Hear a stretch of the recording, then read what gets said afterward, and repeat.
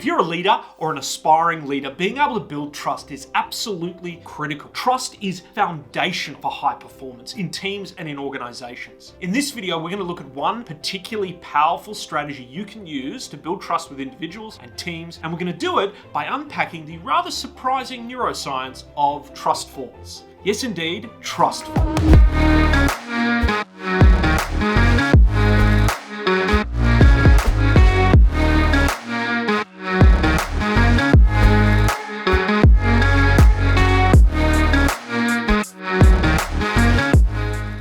We're going to unpack this in 4 steps. Firstly, why trust falls. Then we'll touch on the neuroscience of trust. Then we'll reveal this surprising strategy and how to apply it.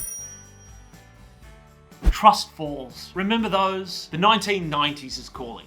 Or the 1980s. 1990s? You get the idea. People do not have a positive association with trust falls. They have become emblematic of the sort of HR, human resources exercise that is both uncomfortable and sort of icky. It doesn't help that our children are doing them at camp.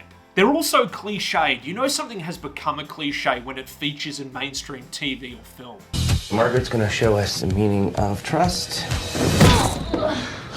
I can't tell you the number of times when I'm setting up to facilitate a leadership program or a team offsite, but someone comes up to me and asks with suspicion, we're not going to do trust falls, are we? My answer is always, of course, no, particularly if it's a senior leadership group or executives. But here's a plot twist. If you spend time studying the neuroscience of trust as we have, you would realize that trust falls actually reveal something pretty profound about the way we can build trust with individuals and within teams. Here's a quick science lesson.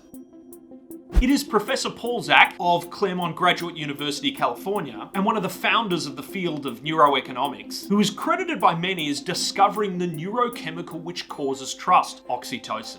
As Paul Zak's research with organizations shows, oxytocin causes trust, which creates high performance. The question is, what causes oxytocin to be released? There are a number of answers to this question, but I want to zoom in on one in particular. This brings us back to trust falls. There are 2 people, the catcher and the faller. That's not a real word, go with it. As the person falls and is caught, my question to you is this: which person's brain is likely to release oxytocin, the catcher or the faller? Think about it. Most people would think the faller. Hey, I've fallen and you've caught me and therefore I trust you more. Surprisingly, if the neuroscience research is correct, it's actually more likely the catcher. Why? Because I'm the catcher. I see that you've trusted me first. You've taken a risk, and that's the key word, risk. And seeing this risk, my brain is likely to release oxytocin, and then I'm likely to trust you more in return. So what is this surprising strategy? Well, it won't be too much of a surprise now. The message here is, and this is the powerful strategy I mentioned earlier,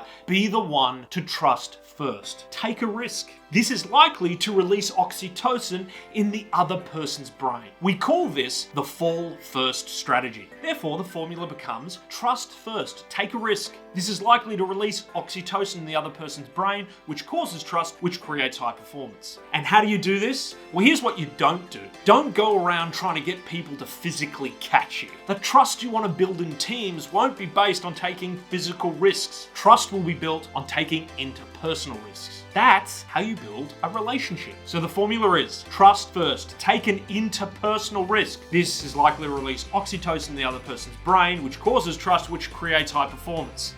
So how do we apply this?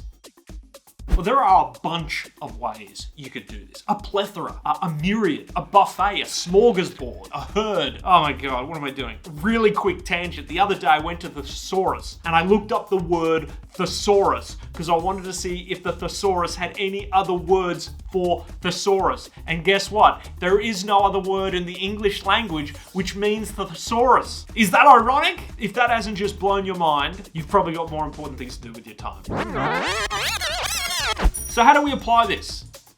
Okay, so there's a bunch of ways you could do this. You could show vulnerability in some way. Ask for help, ask for advice. Admit you're struggling with something. You could trust the other person with privileged information about you, about what's happening in the organization. You could trust the other person with a difficult task. And here's the catch, without micromanaging them. All of these things show trust. They all mean you have to take a risk. There are many ways. See if you can think of some for yourself. But remember, a powerful strategy for building trust is trusting first. Take an interpersonal risk. Be the one who falls first. Good luck. And if you like this video, feel free to like it. Feel free to press subscribe. I must say, this is taking an interpersonal risk. So, you know, maybe we've built some trust here today. I'll see you in the next video.